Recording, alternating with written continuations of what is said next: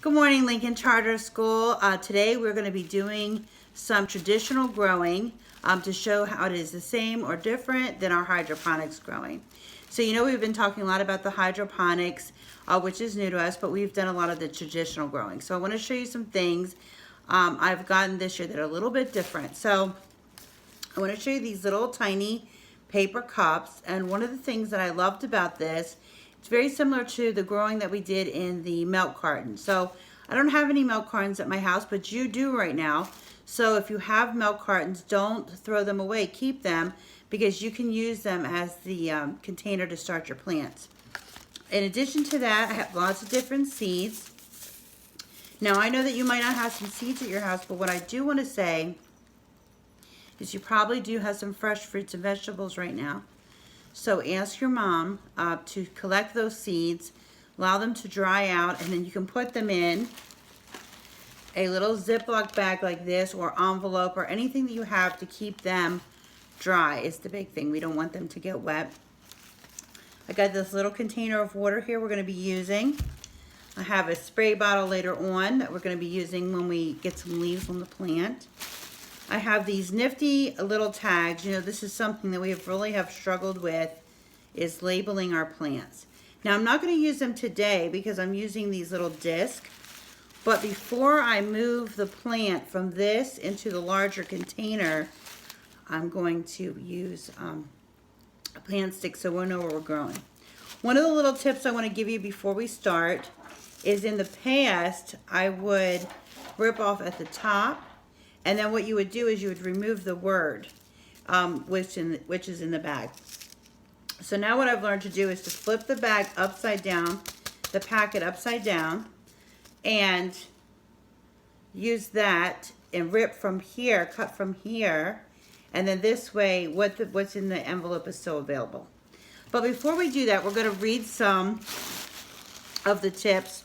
One of the things that I love about growing is the reading that we do when we're growing, because all the information we need is on the back of the packet. So I want you to be very confident in your ability to grow food, because you can do it. We've been doing it the entire time you've been at Lincoln.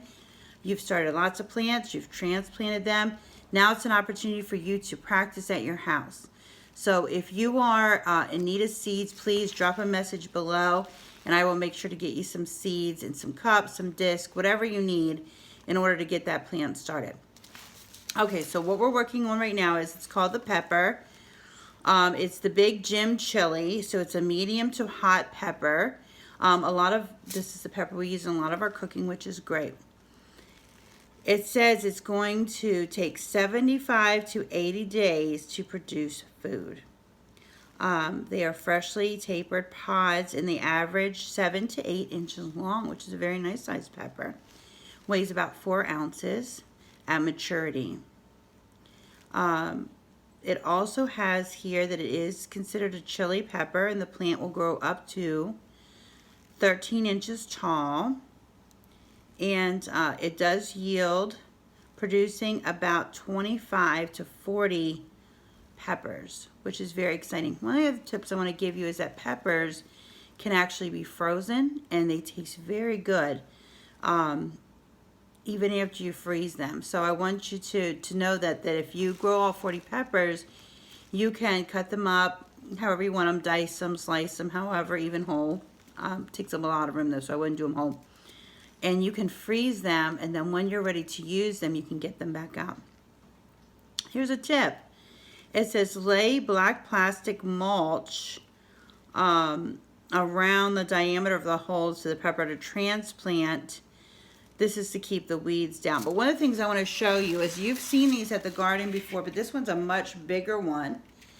We've had the 1 gallon bag. This is a 5 gallon growing bag. Now I want you to say, well, I don't have a growing bag. That's okay, because when it's time to transplant these, I'm going to show you how to use a half gallon jug to grow things, or how to cut a soda bottle in half. So don't worry if you don't have a bag, because right now all we're doing is starting with little tiny cups. I also got this solo cup, but what I want to tell you about the solo cup is, if you decide to use this, no problem, just poke some holes in the bottom, because if you don't, the flower can, or the plant can drown because you put too much water in. And you want to keep the ground, the dirt, soil moist, but you don't want the plant floating because you will drown it. There's not enough air in these cups. So you can use it. I don't want to discourage you from using it. If this is all you have, you're going to use it. If you have a can, you could use that. But right now we're going to use the paper cups, and we'll talk about that. So more to the instructions. You have to put this plant, the seed, 1/4 inch below. But like I said, we're going to have these discs. We're going to put the seed on. When you add water, they start to expand. Once you have the seed spacing, you want to have them 2 inches apart. So if you're going right into the ground and not using a cup, you have to spread them out 2 inches apart. Spacing between rows, this would be this way. So the plants have to be this far apart. But if you're going to put them in rows, the rows need to be 24 to 30 inches. 24 inches is 2 feet, so 2 to 2.5 feet. Days to germination is 14 to 21. So that means that in that time range, in 2 weeks, we should start to see the plant growing. Spacing after thinning is 18 to 24 inches. And days to maturity, 75 to 80. So that'll be a little bit of time. So again, what I'm going to do is I'm going to rip the seeds open. I feel like we're ready. And first thing I'm going to do is I'm going to get my cup.